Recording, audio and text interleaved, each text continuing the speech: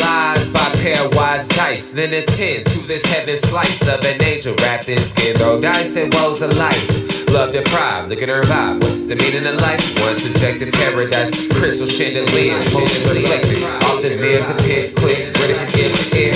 Craving and raving the grain, rekindle the flame. Closer she draws near. Stay there, remove your underwear. Shove it somewhere over there. In paradise, we know our purpose. In paradise,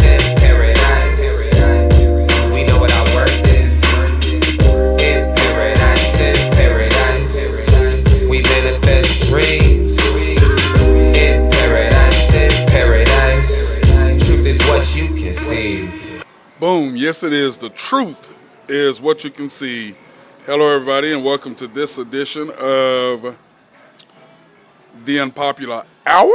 Of course, I'm your host, Matt Clark, and today we're coming to you from one of my favorite places to eat.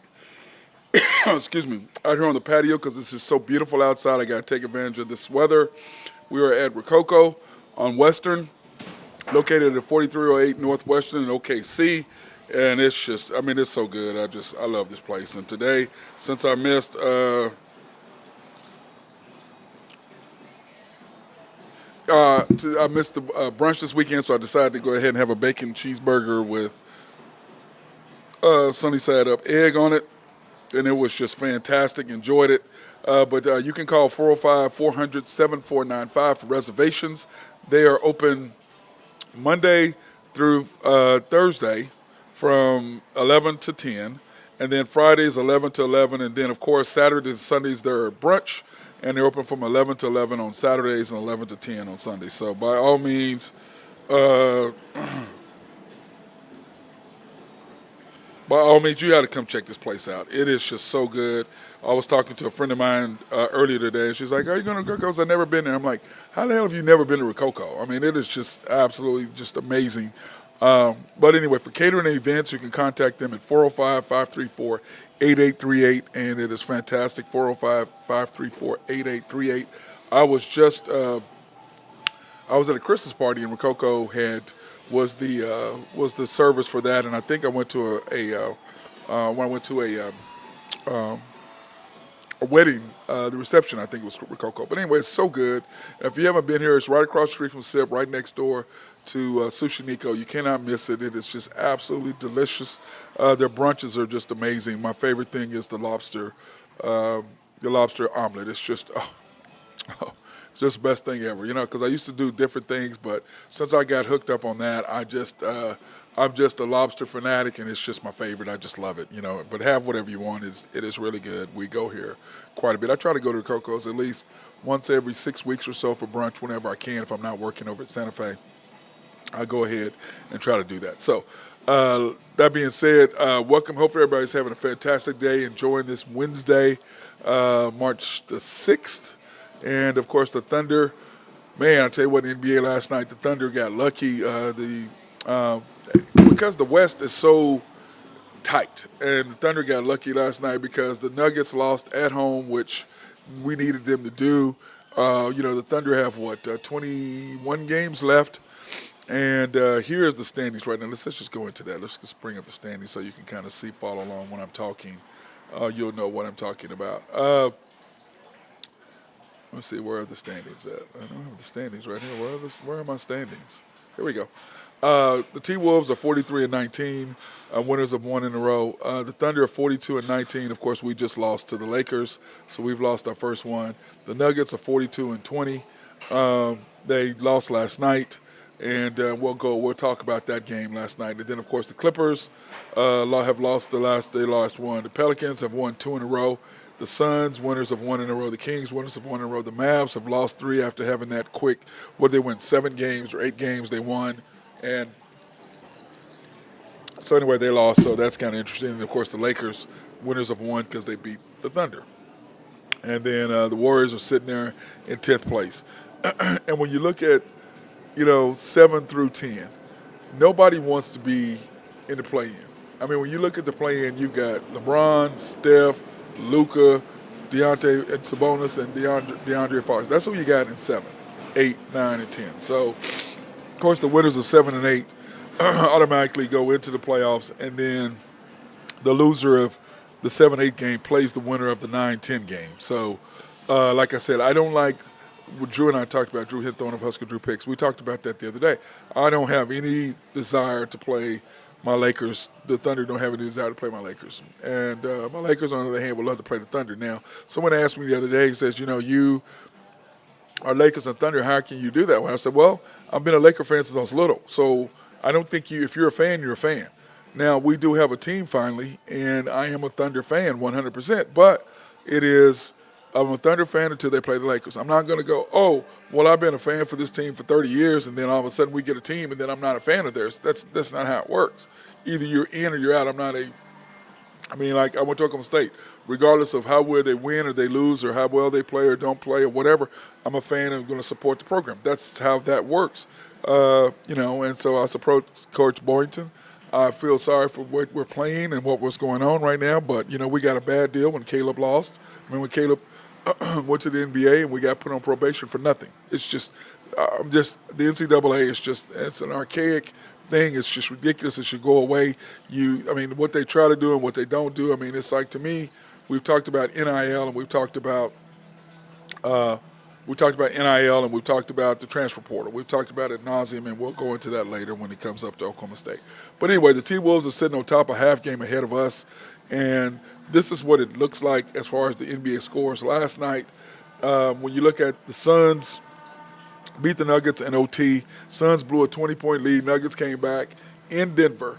And then, of course, Kevin Durant, being Kevin Durant, just took over in the fourth quarter, and that was the end of that for the Nuggets. And, like I said, the Suns is the one team that when they get healthy with Booker, and they just scare me because, everybody goes, well, they don't have any backup. They don't need backup when those three can go for 90, or 100 between those three. They all can, one get 41, get 31, get 30. So Bradley Beal is trying to figure out where he belongs in the unit at this particular point.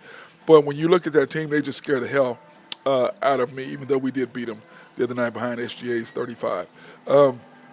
The Pacers beat the Mavs last night. The Mavs were just a slow go. And then, the Celtics, and the Cavaliers.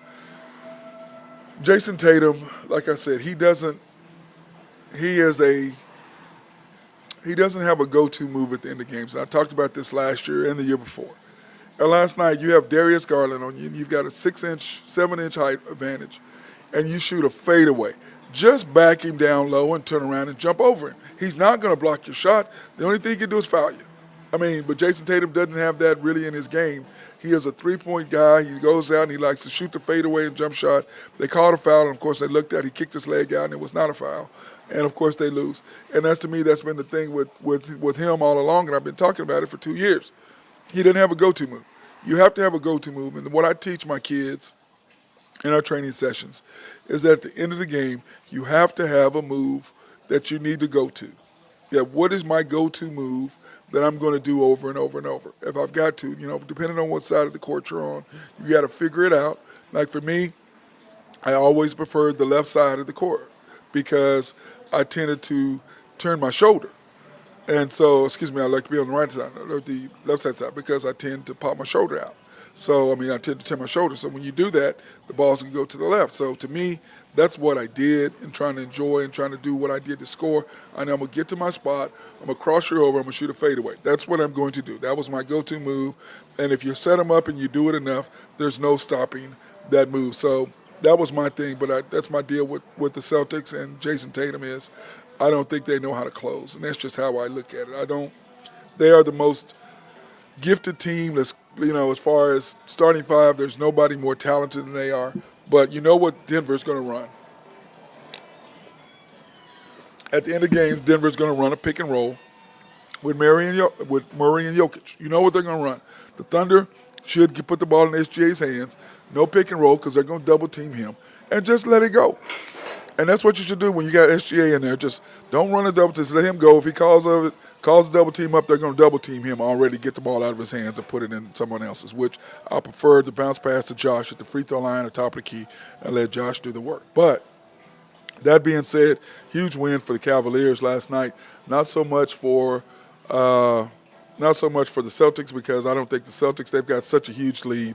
They can kind of almost coast in the rest of the year and still finish where they need to finish. But I don't think they'll do that because you have to have some sort of rhythm going into the playoffs or you will get beat. Of course, then when you look at the Heat took care of business over the Pistons. Woo. But this is my thing. The Nets beat the 76ers last night. And when I saw that, I'm like, oh, my God. I mean, the 76ers, they've got to get Embiid back, but they've got to hold on. They can't be in the play-in, even though they say it doesn't matter because you look at the Heat last year, they were in the play-in and they went all the way to the NBA Finals. So it can be done, but you got to be able to have a great coach who knows how to scheme, who knows how to play the correct lineups, and who knows how to call plays. That's what you got to have. And then you have to have a closer like Jimmy Butler, somebody who can close out the game, and the coach puts the ball in his hands, unlike the Thunder. So that's what you have to do because the Thunder want to put the ball in J-Dub's hands. And who's to say that he may not be there in a couple of years, but he is clearly not there yet. So anyway, that was the games from last night. And then when you look at the games today, you have the Thunder at the Blazers, which I believe the Thunder will take care of business. And then I'll show you what the odds are or what our odds are for that game. Other than that, I don't really see anything that the Bulls and the Jazz, the Jazz have to keep winning, like our boy Nathan Taylor of YNB says. They have to keep winning. The Bucks and the Warriors should be a good game. Giannis, of course, I don't know if he's going to play because of his Achilles aggravation. And as I said yesterday on the show, that's something you have to really monitor because, if your Achilles is having problems, it doesn't take much. You can just, like when I tore my first one, I'm sweating in the gym in Norman, playing pickup in a league, and not playing pickup, but playing a league game, and it's 3 minutes to go in the fourth quarter. I'm sweating like a pig, and bam, tore it. And then the other one, I tore just by going out to the warm-up, and I just took a step, and it was gone. Kind of like what you saw with Greenlaw in the Super Bowl. Just take a step. You ain't really doing it. You just take a step, and it hits wrong, and it is what it is. But if it's aggravating, I would be very suspect of him being able to make it through the year. But anyway, we do want the Jazz to win, and then then when you look at the Bucks and Warriors, we'll see what's going to happen there. And then you got the Kings and the Lakers, huge games for both of those teams. The Kings need to win because we showed you what is going on with them as far as where they're sitting right now. And then the Lakers are at 9. But once again, who knows which Laker team is going to show up, the one that showed up against the Thunder or the one that is going to show up the rest of the year. I mean, they are just, Dr. Jekyll, Mr. Hyde. You never know who you're going to get, which team you're going to get from the Lakers. And then, of course, the Clips play the Rockets tonight in Houston.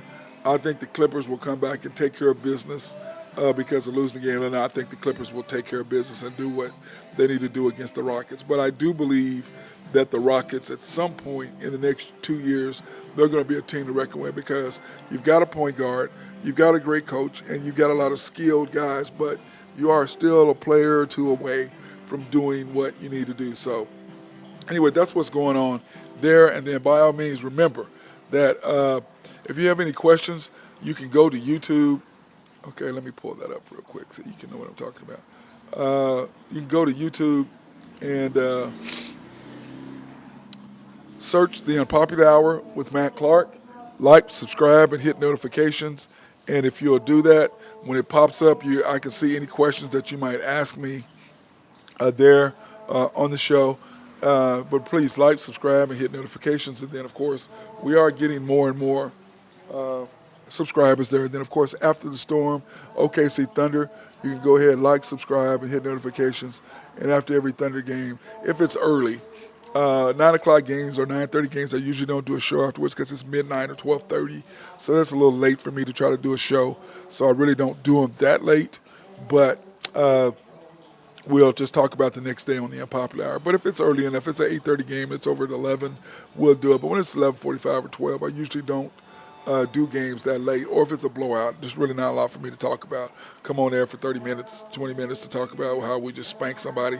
But we can ask your questions. You can ask questions, comment, and we can respond right away there on YouTube. If you're putting the comments there, we can talk. Or if there's anything that you want to know or anything that you want to comment about what I'm saying or what we're saying on the show, please, by all means, go to YouTube, like, subscribe, hit notification. And, of course, If you don't know how to do all that, you can go to the www.mcsportsnetwork.com and go that way, and you can look at any of our previous shows. So you can do that, and that's how you check us out. But I'm going to say this, the Thunder tonight, huge game for us tonight. Like we said, I told you, let me go ahead and do the, so you can see the game tonight. We're 11.5-point favorites and one odds, and I think we're 13 and another. I think 13 is a lot of points. But I do believe we are going to come back and take care of business after losing to the Lakers. I do believe we're going to handle the Blazers because I think we're going to win. We're going to do what we need to do to put pressure on them and do the things, because I believe that the Thunder we have a great team. A really, really good team. Not great team, but really good team. And we are getting better and better and better. And it's so funny. But anyway, over 220 for 4.5. But anyway, I saw something the other day I thought was funny. Russell Westbrook's wife posted something about the big three and posted Russell, Paul George, and Steven Adams as the big three, and look at these numbers, and this will never be replicated, and blah, blah, blah, blah, blah. And yeah, Paul George had a great game. Russell had a triple-double. I think, what did Paul have? 42, 17, and 7 or something like that. And Russell had a triple-double with 6 steals and whatever. 6 steals, 20 rebounds, whatever, 17 assists, 10 rebounds, 20-some points, whatever.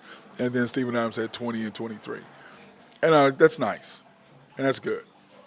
But what James Harden, Kevin Durant, and Russell did by each getting 30, and then Josh, SGA, and J-Dub all going for 30, that's impressive. Not all these other numbers and all that nonsense that his wife's trying to bring back. Look, you left, you went to Denver, you didn't want to be here anymore, which we were fine. I want you gone a long time before that.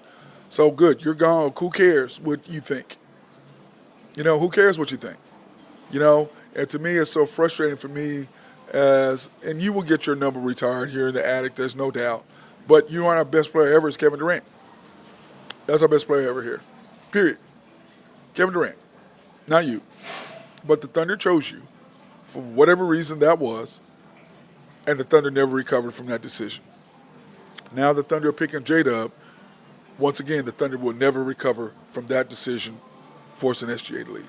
And the narrative will be, I promise you, that he didn't want to stay here and play with these guys. He didn't want to be in Oklahoma City, which is ridiculous because, SGA is so low-key and chill. He's got his new wife. He's got a baby on the way. He don't care. He's just chilling. Got millions of dollars. He can just chill out and have fun and relax, chill with his baby mama, go have his boys over, chill out at the house, whatever it is that he does, play bones, whatever, music, whatever he wants to do, he can do. But we're not going to win without him. And when you look at J-Dub's second year compared to SGA's second year with Chris Paul, remember, we almost made it to the finals in the bubble in his second year. Then he comes back the third year, and it's just we do what we got to do. Then the next year, look what happens. Okay? And you look at that, and you're going, dude, we're set and ready to go. We really are. You've got a threesome here that's just amazing. Another one. And the question is, do you break that up and you go SGA and Chet, J-Dub and Chet, SGA and J-Dub? What do you do? Now, the national media who don't watch the Thunder because the Thunder are on Bali and not on national TV enough, they all think SGA Chet. They think that J-Dub is a nice piece and he's a nice little, guy when SGA's not off the floor, he can do work. Yeah, that's what he is. But the Thunder think he's something more, just like they thought that Westbrook was. And I don't understand the thinking. I don't understand what you're watching. I don't understand what you're looking at. And for me, for Sam Preston to be as good of an high talent as he is, he does make mistakes because let's face it. We went over one time all the bad draft picks he's drafted. But the draft is a crapshoot. And then you look at all the draft picks that he hit on. Kevin Durant, Jeff Green, Russell Westbrook, James Harden, Williams, Reggie Jackson, Josh, J-Dub, Chet, God, who else am I missing? I think we drafted Steven Adams with the trade with Houston. Let me see, who else did we draft? Because we did not draft Sabonis. Remember, we got him in the trade, I believe, from Orlando. Let me see, who else is it? So, I mean, we have hit on our draft picks. I mean, so he's done well, considering, he has some bad ones. And everybody's going to have bad ones. There's no way. I mean, it's like you picking number 2, and you get Greg Odom, who doesn't play.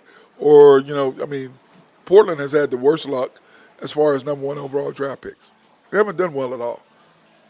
You look at San Antonio, they've been magnificent. David Robinson, Tim Duncan, and now Wemby.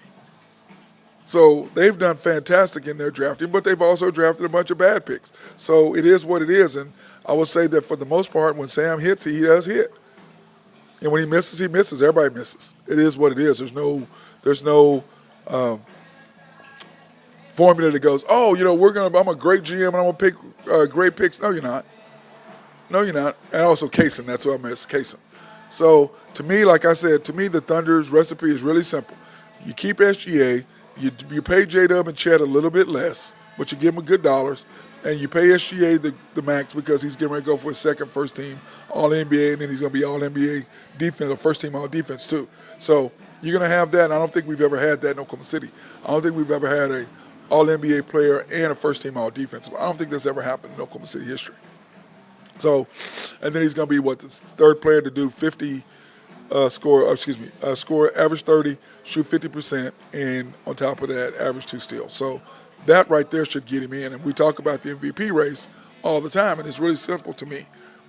If he averages 30, shoots over 50%, and gets over 2 steals per game, and the Thunder finish first or second, and they're ahead of Denver. Remember, we have a 3-1 advantage over Denver, really a 2-1, because Jokic did not play the last game, but he played the other 3. He played the first game when they beat us, and we beat them twice in a row. And remember, SGA hit the game winner with 1 second or whatever it was to win the game for us. So when you look at that, you got to go, okay, we're 2-1. So if he does what he needs to do, I think you got to promote him. But the Thunder don't promote him. That's why we do. That's why we promote him on the show, saying how lucky we are to have a guy like SGA. And let's face it, he's starting to say, screw all that and take the ball over. I mean, because to me, it just baffles me that SGA, like in the third quarter, he's back there. We made runs without J-Dub on the court.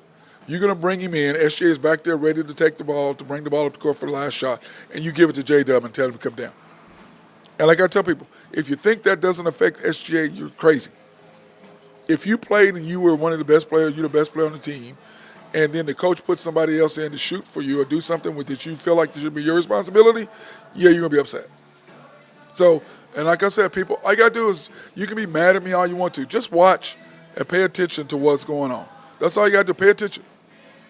Pay attention to the game. Pay attention to what's happening. You make your own assessment. You watch and see how he pulls him out, he puts him in there. What the hell, you got a first-team All-NBA guy averaging 30, and you take the ball out of his hands at the end of a quarter? For what?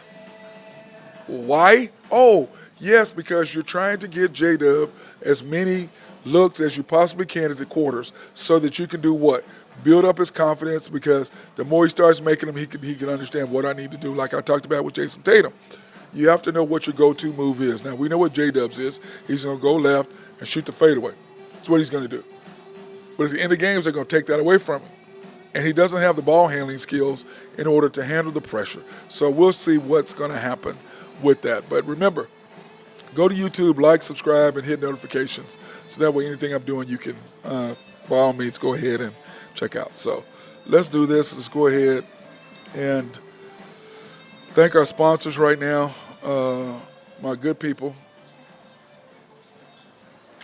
Collaborative Logic, I want to thank Russell Williford and the guys for taking care of me. And anytime I have a problem, they made sure that we, for the most part, 99% of the time, we've been able to be on air. We have missed some shows simply because, it is what it is. But if you have needs for computers, software, or website design, they are the people to talk to. They designed our website at mcsportsnetwork.com. But you can call them at Collaborative Logic, IT Solutions, and Russell Williford over there, and they'll hook you up. SRB, if you have any needs for computers, for engineering, surveying, and planning, they love to be behind the scenes. So if you have a if you have a complex that you're building, whether that's a building complex or oh God, I forget what they're called. Oh my God, my mind just went blank. Anyway, where you have where you have a bunch of places that you have a different buildings in. If you have those, hey, hit their guys up over at SRB. Oak Grove Trucking, if you have needs for computers, excuse me, I can't even talk. I need to slow the hell down. You have needs for dirt, rock, or sand to be moved, holler at my guy, and he'll be more than happy. Jose Fierro or Adrian, either one of those guys. We love to take care of you. Greg and Max Nafee, appreciate them for supporting me like they've always done in everything I've done. And the kids also that they supported in the Matt Clark Academy, appreciate them as well. Oh man, YNB, family owned and operated since 1912. They are the bank that makes things happen. They're an equal housing lender and a member, excuse me, did I say family owned and operated since 1912? Yes, I did. They're an equal housing lender and a member of the FDIC, proud sponsor for us to support women, minority, and black-owned businesses in the Oklahoma City area. You can pre-qualify online at www.ynbok.com. That's www.ynbok.com. Or you can go into the main location there at 401 Elm in downtown Yukon. YNB East, which is off the Parkway and 66 or 39th Expressway, however you want to look at it. YNB Mustang, 218 North Mustang Road. YNB Parkway, which is off Garth Brooks and I-40, you can't miss it, right in front of the hospital there. And then YNB Peoples, located on 23rd, there in Bethany between Rockwell and MacArthur. You cannot miss it. And then our latest sponsor is Shelter Insurance, the Mark Pemberton Agency, located at 4609 Southeast 29th, Dale City, Oklahoma, 405-670-2424. Open Monday through Thursday, 9 to 5, Fridays, 9 to 1, closed Saturdays and Sundays. Proudly serving the Middale area since 1982. So go ahead and see our guys over there. They are fantastic, and they do a great job there at Shelter Insurance. So, this is my favorite time of year. This month is my favorite month of the year. It really is, because it's March Madness. Which starts next week. All the tournaments, the Big 12 tournament starts for Oklahoma State. I believe it's Tuesday, and I believe we're going against. Who are we going against? BYU, I think. No, we're not going against. Who are we going against? Oh, let me pull up the Big 12 standings. And I can tell you who we're going against. West Virginia. That's who we're going against right now. And so right now, West Virginia is above us. We have 13 losses to their 12. So that's who's going to be playing. We'll be playing there. And right now, it looks like we'll be at West Virginia for that Tuesday, and you got to win that. And then you'll be coming in to play the number 6 seed, which will probably be BYU. So that's who you got coming in. Is that right? 1, 2, 3, 4, 5, 6. Yes, BYU. So that's who you'll have in that role. So we'll see what's going to happen. Let's see.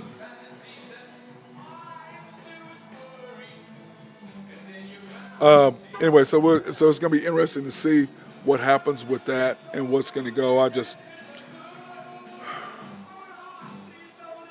This year has been very frustrating for me as a former player, as a fan. It's been very difficult for me to watch my boys struggle the way they have. The promise was really there, but it's just frustrating. But that being said, Houston, Iowa State, Baylor, and Tech all have buys that are going to sit back and just wait for everybody to beat up on everybody, because that loss for Kansas the other night was huge to them. Now they're 10-7, and it's going to be interesting to see what's happening, because Texas Tech owns the tiebreaker with Kansas. That's why Texas Tech is ahead of them. They own the tiebreaker. So, but anyway, this is my favorite time of the year. And when you look at the Big 12, what's going to happen? You got the number 1 ranked team. You got the number 6 ranked team. You have a number 11th ranked team. And you have a number 14th ranked team. And a number 20th ranked team. And who all will get into the NCAA? I think that Houston, Iowa State, Baylor, Tech, Kansas, BYU, OU should get in for that. So, what is that? 3, 6, 7 teams. At least they got 9. So probably Texas and TCU may slide in there as well. But we shall see what's going to happen with that. But I believe they're going to be able to get in, and I think we have 9 teams easy. I mean, OU should be in, Texas should be in, TCU should be in, and then those other 6 for sure all should be in ranked. And so we'll do our rankings, our bubble, and who we think will be in next week. We will do that, kind of a pre-show to see what's going to happen. And I know that Drew and Randy are going down to Kansas City and asked if I was coming. But no, I'm not interested. No, I love Kansas City, but they're all, it's just been very frustrating for me, like I said, to be able to watch. And then, of course, the schedule tonight, you have TCU at West Virginia, you have Houston at UCF, and then, of course, you have BYU at Iowa State, which is really the game. Kansas is sitting there wanting Iowa State to lose really bad so that they can get the advantage, and so we'll see what's going to happen there. But huge games in the Big 12 tonight. I probably won't watch the TCU West Virginia game. I don't really care about that one so much. The Houston UCF in Orlando, Houston should handle their business. And by the way, what a job Kelvin Sampson has done. And we were talking about that today. He is just a magnificent coach. He really, truly is a great coach. He recruits really well. He just does a fantastic job of coaching up his players, getting them to understand the difference. And he was doing the same thing at OU until he had to leave because of violations. And doing the violations on the committee, he was chairman of, which was kind of funny. But, that being said, I love Kelvin Sampson. He was a fantastic coach, is a fantastic coach. And I'm glad that he got another chance in the NCAA to come back and really show how really good of a person and of a coach he is. And I like him as a person as well. He's a very cool guy. I really like Kelvin a lot as a coach and as a person as well. So, and I've watched him coach up his players. And the thing I like about Kelvin is he's hard, but he's fair. He's hard, but he's fair. So that's the thing that I do love about Kelvin and what he does, and he's just doing a fantastic job there at Houston. Oh, I see we're joined by my guy Nathan Taylor of YMB. What up, homie? Hey, man, what's going on? How are you? Hey, I'm good, man. Healthy, feeling good, able to walk around with no pain, able to get out of bed, go to the bathroom. I'm happy, man. Hey, the most important part you just said there was be able to go to the bathroom without pain. That's always great. Yeah, not that kind of pain. Yeah, knock on wood. Hey, Not that kind of. Right off the top, I was on the way to get my afternoon hydration. And I was listening to the sports channel, and Trader was on there griping about how bad OSU basketball was in right now, a bad spot. And he said, man, when I was there, he said, they didn't win a whole lot. He said, but they had really nice players when I was there, like Matt Really? Clark. Yeah, we won every year. I thought you'd get picked. Do you know we won every year that I played? Every year I played OSU, they had a winning season. They hadn't had a winning season in 18 years. Hold on. They hadn't had a winning season in 18 years before I got there, and they won. We had a winning season every year. Every year I played, and they went back to losing after that. So, yeah. But thank you, Jim. I appreciate that. How many years did you overlap with? How many years did you overlap with him? Say curiosity. 2 or 3? Two? Yeah, at least 2. Pretty I want to high. say at least Pretty 2, if not 3. Because the year that I signed, they were supposed to sign Darryl Strawberry. Darryl Strawberry actually signed with Oklahoma State that year. But he actually went to, play for the Mets instead, clearly. But, yeah, OSU, they had signed him. And so the 2 big recruits that they got were me and Darryl Strawberry, me for basketball, him for football. Him for baseball. Now, football, we really didn't have any because Jimmy came in right after that. And that's when I love Coach Johnson, though, man. I loved him, man. Love Coach, man. No, I'm saying as a person, as a fire, yeah. He is you need to ask the commander. We're not going to talk about it on TV. Ask the commander about the Friday, because on Fridays was 2-for-1 margaritas at one of the Ancestor, which was the 5-star restaurant at the time in Stillwater. And Randy, they would always hide me and Randy in the corner, on the other side of the bar, so we could drink without people knowing that we're drinking. You know what I mean? And Coach Johnson and the whole coaching staff came in. Weinstadt, all of them came in. Yeah. So I asked Randy about that and then what happened the next day. We had an 11 a.m. game against Iowa State the next day. Oh, God. Yeah, ask him about that, Nathan. Randy never drank during college, did he? I don't think so, right? Oh, no, because you know what he did? He would take his drink, and then I would be drinking tea, and then he would put his drink in front of me like he was drinking tea. That's what he would do. Yeah. You know how many times I got in trouble for that? Oh, you're drinking. You're not supposed to be drinking. I'm like, what? I'm drinking. Wait, what? That's not my drink. That Crown of Coke was not mine. He's drinking Crown, not me. And you know how he gets that? Who? What? Me? I didn't do anything. Sure. Yeah, you know that look. You know what I'm saying? What he does. The Randy Wright look, yeah. I'm not going to admit that I know, but yes, that I know. Yeah, but you'll get a kick out of that, Nathan. He and I still laugh about it. We still laugh about that. We were like, oh, shit.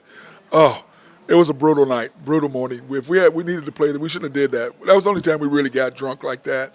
And if it hadn't been for Rama, for the coaching staff, we probably wouldn't have got that wasted. But especially with an 11 a.m. game, which means you have to be up at 7 because breakfast is at 8. The breakfast game breakfast is at 8, where you have steak and eggs at 8 o'clock to get ready so to digest by 11. It was a very eventful game. But anyway, Thunder tonight, what do you think? Oh, they better take care of business on this one. I mean, after getting embarrassed the other night, I mean, that wasn't even fun to watch, man. Do you think we got embarrassed? I don't think we got embarrassed. Dude, it was a back-to-back night. We had a tough game the night before against the Suns in Phoenix. You know, we had to go through everything just to win the game. You know, I just think it took too much. I think it took a lot out of us. But we're young, dude. I mean, we're young, no doubt. Every player, I think the only person on the team that played good the other night was Lou Dort. You're talking about yes. You're talking about in LA. In LA, yes. Yeah, but Lou didn't play well. But Lou didn't play good against the Suns. No, I know, but I don't think I've seen SGA play that bad all year except that one game. Dude, he ended up being 11 for what was he? 9. Well, he was 1 for 7 at one time. What was he? What did he end up being? Hold on, let me pull up. Oh, it wasn't I think it was like 6 or 8 for 20 something. Hold on. Okay, SGA was 5 for 12. That's awful. 5 for 13. That's awful. I remember he was 1 for 9 to start. He was 1 for 9. So he went 4 for 4 out of his last 4 shots, but he was 1 for 9 at one point. 1 for 9. You're not going to win doing that, Nathan. No. Agreed? You're not going to win when your best player only takes 13 shots, is it? Yeah, you're not. Yeah, no. But he only played. Remember, he didn't play the fourth quarter. That's true. So, and then once again, he only played 4 minutes in the second quarter.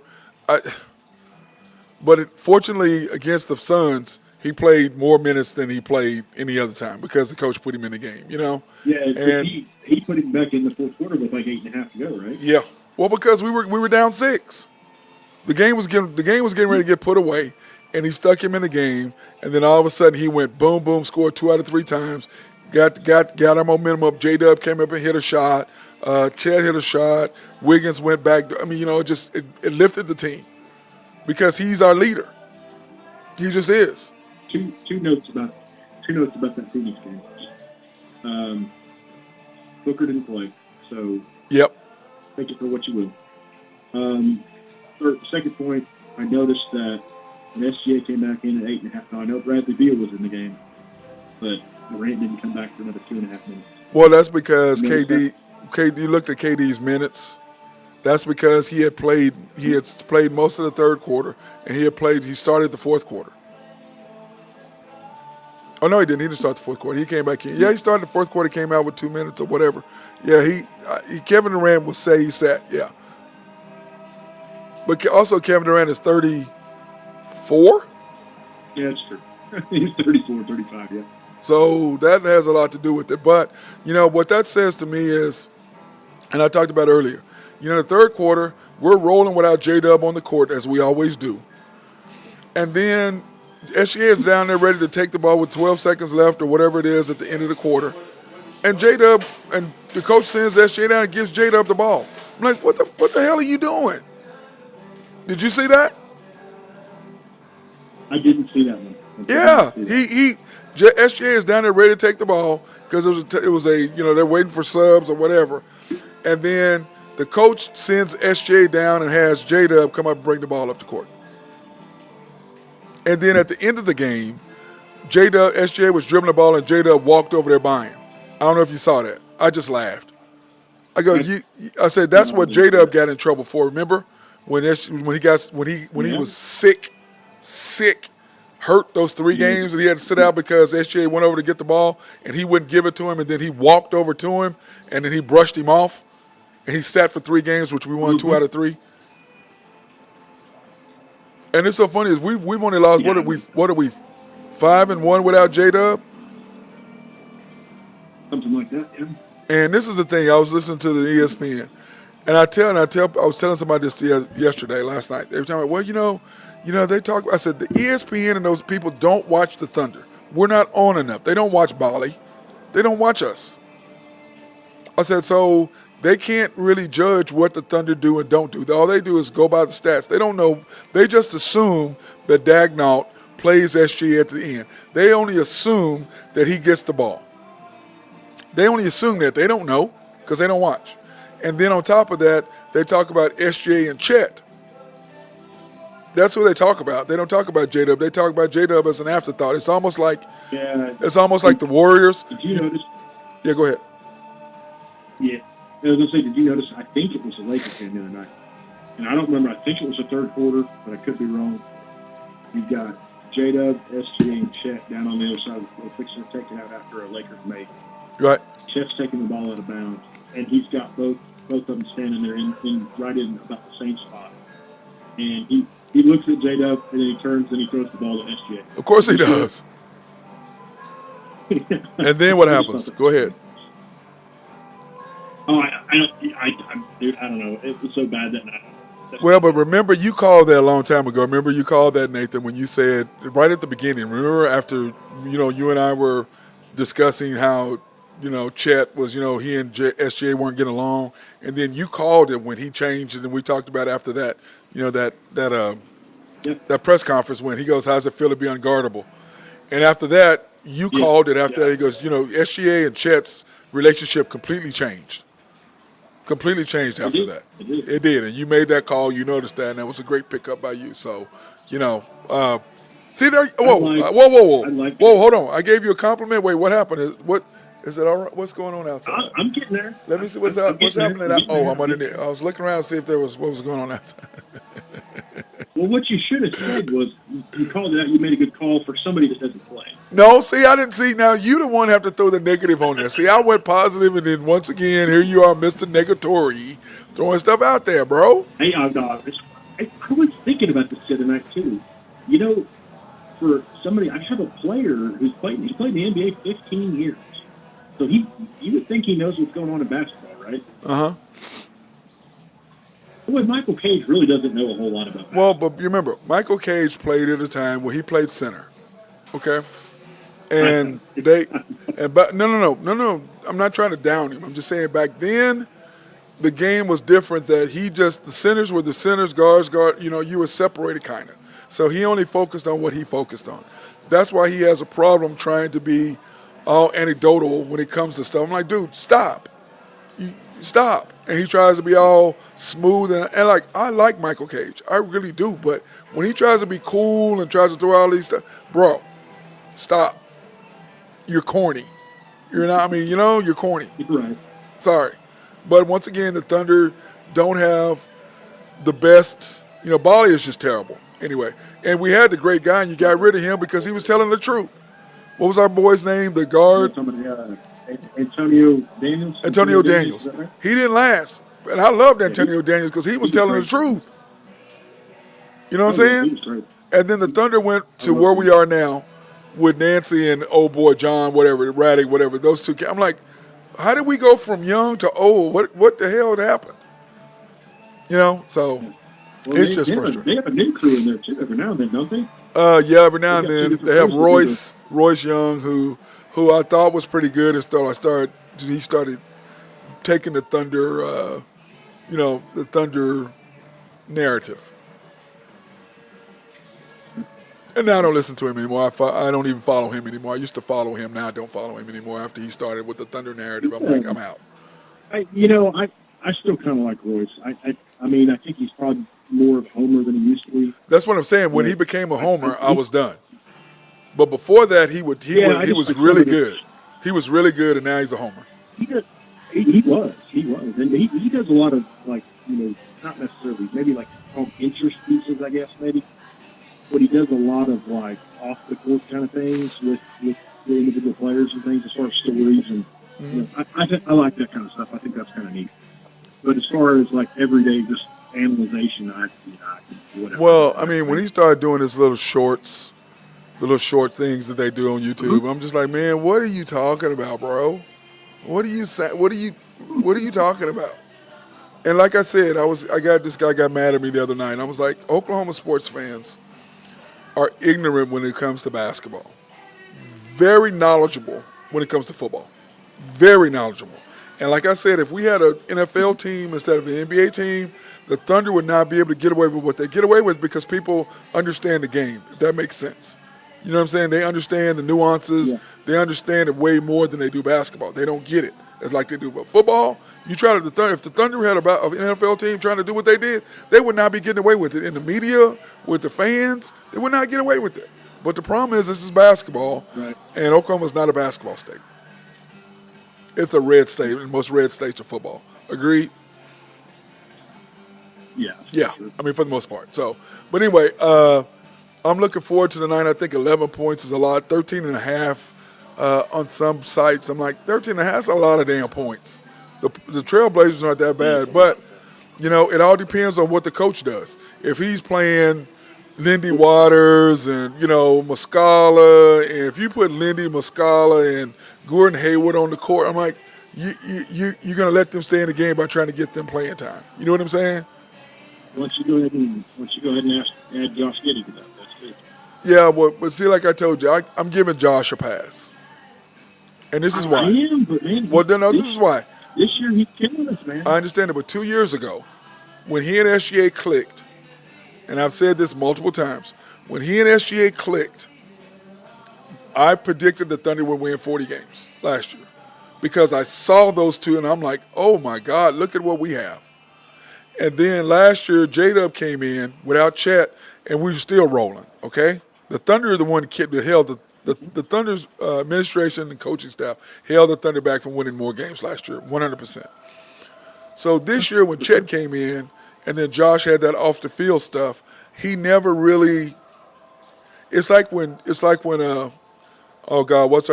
Green. When KD came in with them, remember it used to be Steph, Clay, and then Draymond. And then it went Steph, KD, Clay, and also Draymond, okay? And Draymond didn't know how – he didn't fit in, and I think that's where Josh is at. He doesn't know – he went from being part of the Big Two to part of the Big Three to where the hell do I fit? And now that he's free to play, I think Josh is – this is the beginning of the season for Josh now, if that makes any kind of sense on what I'm trying to say. He's doing now. He's playing now, okay, Nathan, to where I think the beginning of the year he should be playing. You know what I mean?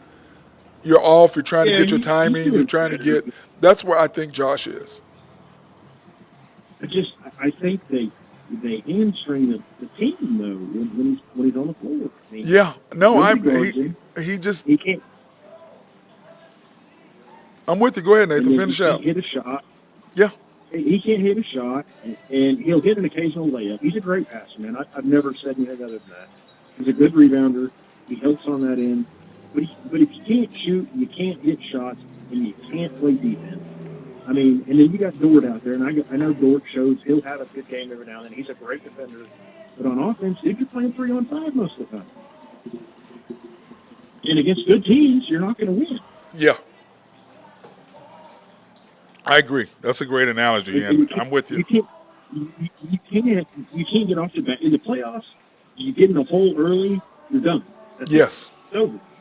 Well, the difference is that in the playoffs is one game, so it doesn't matter. It's like Drew and I talked about how the Celtics spanked Golden State the other night. Okay, it's one game. It doesn't mean a whole lot because, Drew and I referenced when the Lakers beat the Celtics in that first game, the Celtics, the Memorial Day Massacre, when the Celtics beat the Lakers by 35 or whatever it was at game one. Lakers come back and win 4 out of 5. Crazy. Yeah, and Lakers come back and win 4 out of 5. So one game in the playoffs is just one game. Huh? But you make game-to-game adjustments. Yes, agreed. That's what you got to do. And that's my thing with the Thunder is, and I said this Monday on the show, I said, my deal with the Thunder is this, what people underestimate and gets me nuts, drives me nuts, is that the Thunder are young. We played so many damn close games in the last 2.5 years. You look at how many close games we've had. You know what I'm saying, Nathan? We've had a lot of close games, bro. Yeah. A lot of close games. Where we know how to play defense. We know how to score at the end of games. We know how to make play. We make plays defensively and offensively at the end of games because we've done it so many times. We're used to it. And in the playoffs, my one thing that worries us is that inside you can't get out rebounded by what did the Lakers out rebound the Thunder by 20, 16, and 17? Horrible. Yes. But the defensive rebound differential was crazy. But offensive rebounds, they only had 12. Offensive rebounds. It seemed like they had way more than that, but maybe it's when they had them that made the difference, if that makes sense. To put it in perspective. Like the other night against Phoenix. You give up 32 rebounds to Nurkic. Yeah, that's the guy I wanted. Okay. And I think you did too. I think you didn't. When he was at Chicago, didn't you say you wanted him? I think you the one said you wanted him, didn't you? I'd like him. Yeah, when we were talking about a center, I thought that's the one. Didn't you say you wanted him? Wasn't that you? Or was that Drew? I think I mentioned it, but Drew might have drove it home, but I did mention it. I think I just like the only thing you got to worry about him is health. Yes, that's really the only thing. But I like him, man. I thought that's exactly what we need, and he would be a great. I said Valanciunas. Huh? I said Valanciunas. Valanciunas. Okay. From the Pelicans. Pelicans. Yeah, the Pelicans. Mm-hmm. Just because I like him a little bit better because he can shoot the three. Yeah. Yes, I agree. To me, the Thunder are missing one thing. Like I said, before the draft last year, we needed the 3-point shooters, we needed perimeter defense, and we needed inside presence. And we fixed 2 of the 3. And Chip England fixed that because of getting the best NBA shooting coach in the NBA. That helped. You look at our numbers. They need to just offer. Yeah, they need to offer him whatever he wants and just keep him for the rest of his career. I think he's here. I don't think he's going anywhere. I was going to tell you one other thing. If we go into the playoffs and he keeps the same rotations the way he is, we're in trouble. Start getting down early. We're in trouble. But doesn't that remind you of? A perfect example of the fans that kind of don't know what we're talking about. Remember the 2012 finals? Yeah. And Scott Brooks goes with Kendrick Perkins every single game. He had to. He had to. You could bring Harden off. You could start Harden in. What he was trying to do is Perk is not a guy that you can bring off the bench like that at that point. That's why he did it. You have to know your players. You got to know your players. That would have been a horrible disaster for the Thunder. I'm just saying that, but Nathan, what I'm saying is it wouldn't have. No, you're making a valid point, but I'm saying that it would not have worked because of you have to handle players differently, and that would not have worked for Perk's psyche coming off the bench. If that makes any kind of sense, you have to know who your players are, and you got to know what you can't. Some guys, for Russell to want to come off the bench, that was a huge point for him to come off the bench at the Clippers. And to give his starting spot to James Harden. Do you think that the injuries can hurt the Clippers at all? The injuries? Yeah. Well, the problem with the Clippers is Paul George is fragile. and so is Kawhi. And then Russell, breaking a bone in his hand. I don't know how, was he out 6 weeks, 4 weeks? Yeah, something like And that. so he's out to basically the end of the season. And the Clippers had a huge loss the other night. They've got a tough game tonight. I mean, they've got to win. Because the whole thing is, when we break up, here, let's bring it up again real quick, Nathan, so I'm talking about it so people can follow what we're talking about. The 7, 8, 9 is the Kings, the Mavs, the Lakers, and Warriors. That's your 7. That's your play-in team. And the Clippers are, what, one, they're only 5 games. 3 to 4. They're 5 games ahead of the Suns and Kings. Mm-hmm. As far as that 4, so they could, it could get ugly for them really quick. It really could, because my deal is this: like I've said all year long, the Thunder do not want to play the Lakers. The Thunder don't want to play the Suns, and the Thunder don't want to play the Pelicans right off the bat. Those are teams they don't want to see right off the bat. I'd say Lakers at the top. Yeah, Lakers. The Thunder don't match up with the Lakers at all. I mean, at all. Way too small. Way too small. And then the problem is you can't play Kendrick Williams and Wiggins. You got to play one or the other. You can't play them both. You know what I'm saying? Now with Jay Will hurt, that's going to hurt us more than what we think it is. That hurt us. That's going to hurt us. Say what? Go ahead. Hopefully he'll come back pretty soon because, playing Biyombo at the backup 5 just clogged. I thought he'd be a little bit more, fit this team a little bit more, but, man, he just clogs up the lane too bad, and SGA can't do his thing. So I don't like that. Right. Yeah, Nathan, I'm really worried. I'm really worried about that. And he started playing you don't know if his numbers started coming. He was playing so good, dude. I'm a little worried, man. I'm a little worried, Nathan. Yeah, I know. A little worried about that. But me and you, and we both agreed. I think if we win a first-round playoff series and we get beat in the second round, to me, I know where we're at now, but to me, that's a success. Huge success. Huge successful season. 100%. 100%. A lot of other people are going to be like, oh no, they need to go to the finals. No, they don't.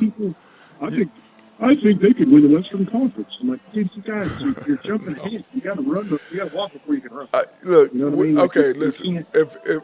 I will say this: is there a possibility of us winning the West? Yes. Okay, yes, there's a possibility. Is it a probability? Probably not.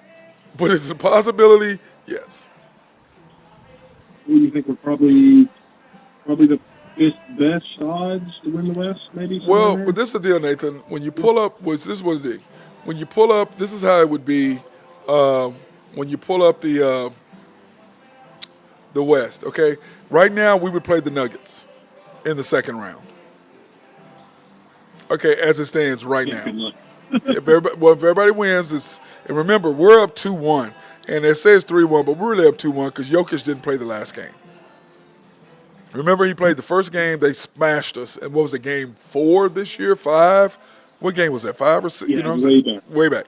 They smashed us. Yeah, it was 2 or 3 or 4. And then we beat them twice in a row. They're in Denver. Then we beat them, and then SGA. We beat them good the first time. In the second game, SGA hit the game winner at the buzzer. And then Jokic did not play the last game. So you can't really count that. I don't count that. You know what I'm saying? He didn't play. No, I don't. But we're 2-1 against them. That's how I look at it.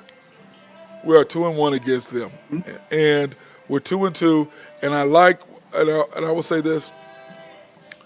I do like the Anthony Edwards SGA banter going back and forth. I like that. I don't know if you like that. I like that. I like that.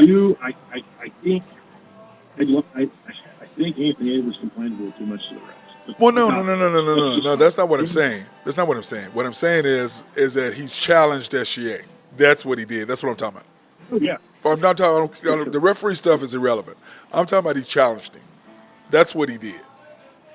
Okay, that's what I like. But anyway, to win that second round, you've got to beat the You got to beat Denver, and I think we'll have a better chance if we have home court advantage if we're 2 and they're 3, versus us being 3 and them 2. If that makes sense, because we have the 7th easiest schedule coming out. Because really, we only have 3 games where it's really we have that 4-game spread that it's going to be ugly.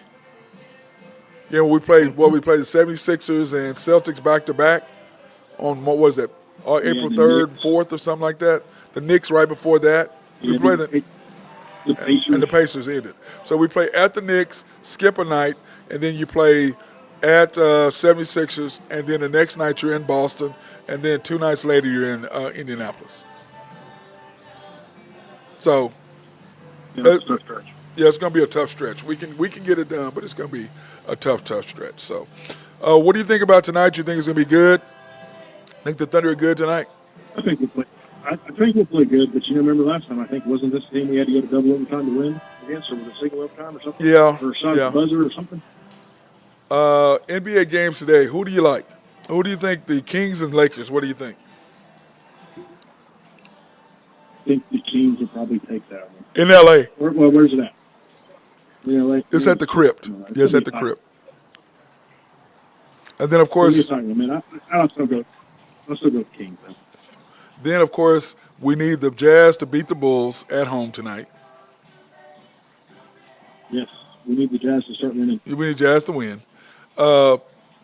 Bucks at the Warriors. Ooh, that's going to be a good game. I say the Bucks probably win it. And Giannis still has that. He doesn't know if he's playing because he has that Achilles strain or whatever. Giannis isn't playing? Well, he didn't play the other night, so he has an Achilles strain is what they called it. And that's a scary thing because Achilles started hurting you at all, dude. You can pop that thing in 2 seconds and you're done. And remember, if he pops it now, he's done. He won't be back until Christmas of next year, and after Christmas, after the All-Star break. So he'll miss damn near a whole year. Like Aaron Rodgers, I'm gonna be back for the playoffs. No, you're not. I've had 2 of them, and it's every bit of 8 months. It's every bit of 6 to 8 months, bro. Every bit of 6 to 8 months. You know. You're high, dude. You ain't coming back, so you're coming up with some nonsense. Anything else you want to talk about before we get out of here? No, I'm good, man. I'm good. Yeah, I'm getting ready. I got to go in. We've got the Christian League coming in tomorrow for their tournament there at the gym, so I've got to do the gym tonight or set the gym up for tomorrow morning because I'm not trying to do it at 7 o'clock in the morning. I'm not trying to sit. What time's the game tonight? The Thunder game, 9 o'clock. It's late, man. Oh, my God, I hate those. I was saying I did the show the other night after the 8:30 game because it was 11. It came on at 10:45, I think is when I came on. So, that wasn't bad. Yeah. But the 9 o'clock game, you're not done till 11:30 by the time you can come on there. That's just late, 11:45. It's late. It's just too late. The truth be told, man, I was actually, I didn't even know you did the show until the next morning.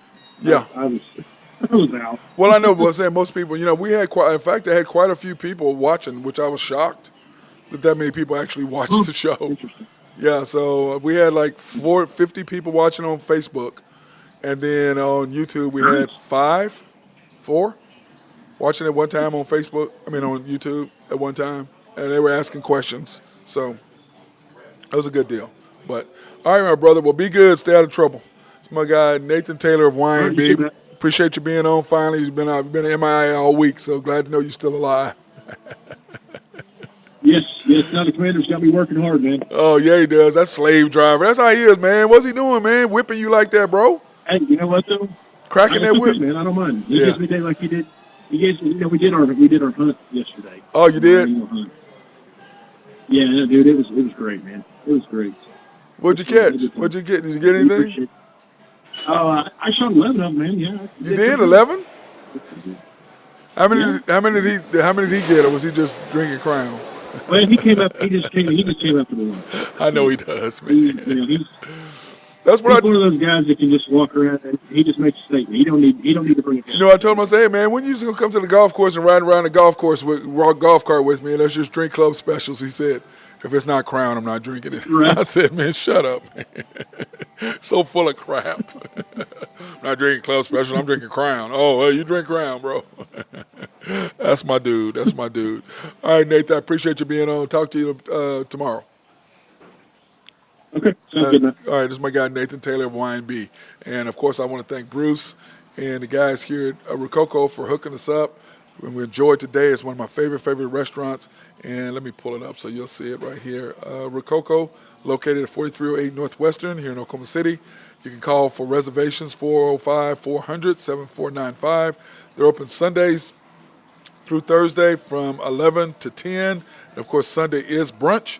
And then they are open Saturday for brunch and then closed Fridays from 11 to 11. For catering events, you can call them at 405-534-8838.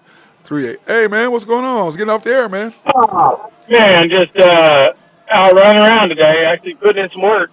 Oh, well, that's good. That's good. Roofing thing going good, I'm assuming, in construction and all that? Started to pick back up. Yeah, that's a good thing. Weather's breaking. Now it's how fast can you do it? Yeah, and they said now, we're supposed to be getting this El Nino and El whatever weather coming in and getting a bunch of hail. This weekend. Huh? It's going to be cold this weekend. Don't say that. It's cold this weekend. Don't say that, man. Don't say that. 50s. That ain't cold, man. I'll tell you, cold is 430s, man. I'll be in the 30s at night. That's cold. Yeah. Well, give me your quick take on what you think about tonight, man. 11 points, 11 and a half is a lot, Drew. I think the Thunder bounce back. Like we talked about the other day, Portland is they're playing guys I've never even heard of. So, Yep. I mean, OKC should have a bad taste in their mouth with getting blown out by the Lakers. And they can't drop this one. They need to go ahead and handle their business and get home for a couple days, get a little rest, get to eat on Friday night, put together a nice little win streak. By the way, our Lakers, huge game tonight, bro. It was a huge, man. Last night was huge. If Denver would have beat Phoenix, it was a one-game lead. Yeah, right. Didn't happen, though, did it? No, they got lucky, dude. Got freaking KD hitting that shot from 30 feet out to put it in overtime. He's a beast, dude. Everybody forget. Yeah, huge game for the Lakers tonight against Sacramento. Both of them. Everybody's playing. They get Sacramento twice in the next 6 days. Yep. This is when they can make their statement right here. You know what I mean? Yep. They can make. They got Sacramento, then they got Minnesota, then they got Milwaukee.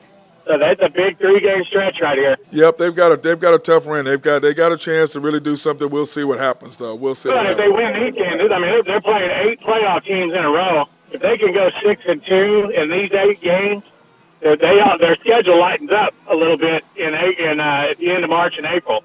So, like I said, this is a big swing for them. Yep, they can go from 9th to 6th or 5th really easily.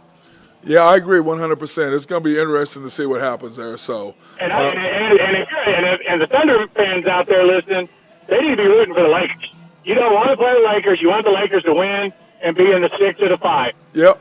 You want them to be 6 or 5 because you don't have to see them. Yep. You don't have to see them. Exactly. You don't have to see them, and the Lakers probably aren't going to make the finals. So.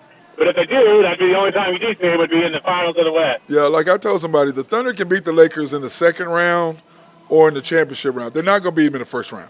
No way. No way.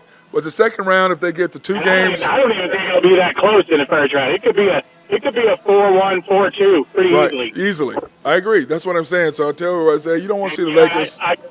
I was listening to you guys a little bit. You know what you're talking about the playoffs. The difference in the playoffs, and I know you touched on it, is Dagnall is going to have to he's going to have to adjust. Yeah. Where if the Lakers if they zone in on your weakness, the Lakers will just pound and pound and pound and pound and pound. If you can't do anything about it, you're going to get beat. You're going to get beat. I just don't think he knows what he's doing when it comes to that. Look, my thing is this: in the playoffs, the thing that I say about the Thunder is this: they played in so many close games, many close games over the last 2 years. So they understand that, but it's about matchups. And you can't be playing 9, 10, 11. You can play 9 gaps. You can't be playing 10, 11 gaps. You can't play it. Yep. You got to figure out, okay, I'm playing 8 to 9. The Thunder played 12 guys in the first half the other day against the Lakers. Yep. I mean, that's not going to beat them playing 12 guys. No, you're not. But that's Dagnall. Like the athletics. And you know what? This harkens back to last year. You know, I was thinking about this the other day. You know, the playoffs are coming, and it's going to be a different kind of atmosphere because they're going to be the hunted, right? They're going to be a top seed, 1 through 4, somewhere in there. But how much good would it have done them last year to be in a 7-game series or a 5-game series? Talked about that, man. Yeah. I said that last year, man. But I think it would have helped a ton. And these guys, if they kind of know what to expect in a 7-game series, you know that they're not going to call ticky-tack fouls, going to get physical, going to be a half-court game for the most part, unless you're playing the Suns and then or the Warriors. Or the Warriors. Yeah, or the Warriors. But for the most part, especially in the Eastern Conference, but in the West, a lot of these teams are getting more physical. Denver's physical, Sacramento's physical. Oklahoma City they're going to have to start gearing up for that because it's coming. The whole thing is, the more I love Wiggins and I love, K-Rich, but you're going to have to get bigger. You got to be 6'10" in those spots to be able to do what they do at 6'7" or 6'8". You got to be 6'10" and doing what they do. That's where you got to be. I agree. You got to be 6'9", 6'10" to do, but still have their kind of production. But you got to have 6'10". You got to be 6'10". You got to be. And that's just where it is. But the difference is in half-court sets, we have SGA, and if he can go, he's going to have 35 to 40 every night for us to win games. Every night. He's got to. The only way we're going to win. I tell you who's going to be a really big cog, kind of an X factor in the playoffs is going to be Isaiah Joe. Yep. If he can constantly hit that wide-open shot, he can hit 4 or 5 a game, then they're going to be tough to beat. He's going to be wide open. Yeah, if he's double-digit scoring, the Thunder have a chance, Yep. And then Chet's got to be at 20. J-Dub's got to be at 20. Chet, I think. Huh? Yep. Difference is going to be Chet. He's got to be Chet right now. Yep. He's got to get 18, 20 points. He's got to have about 8 to 10 boards and 3 blocks. J-Dub has got to have about the same. He's got to have 18, 20. Yep. Stay out of foul trouble because they're going to try to pound Chet's ass. They're going to pound him. They're going to pound him. Yep. I mean, that's what you and I would do. Pound him. Yeah. Put him on him, pound him. I mean, that's what I'm going to do. I'm going to put my body, I'm going to put my big eyes, I'm going to pound him all day long. So, anyway, brother, I got to run, man. So, you can come on tomorrow? Right, you coming on tomorrow? Yep, I'll come on tomorrow. I'll try to get on today, but I got hung up trying to get to bed. So. All right, that's good. I hope it got done. Yeah, because I've got to go. We've got that Christian tournament tomorrow morning, so I got to get there, and I got my kids coming at 4, so I've got to get the court set up before my kids get there to train. So, I got to get the hell out of here. So, anyway, brother, appreciate you. Hey, man, you going to send me your picks for tomorrow? What'd you go last night? 4-1 or 4-2? 5-2? 5-2? 7-2.